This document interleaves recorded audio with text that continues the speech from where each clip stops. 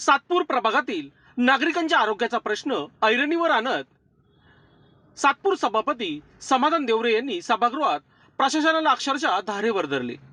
महानगरपालिकेकडून करण्यात येणारी धूर फवारणी आणि पेस्ट कंट्रोल ही केवळ कागदोपत्री राहिली असून प्रत्यक्षात नागरिकांना डास, रोगराई आणि अस्वच्छतेचा सामना करावा लागत असल्याची तीव्र खंत त्यांनी सभागृहात व्यक्त केली। धूर फवारणी वेळेवर होत नसेल, सर्व भागापर्यंत पोहोचत नसेल तर नागरिकांच्या आरोग्याची जबाबदारी कोण घेणार, असा थेट सवाल करत त्यांनी प्रशासनाकडून तातडीने प्रभावी उपाययोजना करण्याची मागणी केली। यावेळी रायगड प्रतिष्ठानच्या वतीने नागरिकांच्या हितासाठी सातत्याने राबविण्यात येणाऱ्या धूर फवारणी उपक्रमाची माहिती देत जिथे प्रशासन कमी पडते तिथे समाजकार्य पुढे येते, अशा शब्दात या कार्याचे कौतुक करण्यात आले।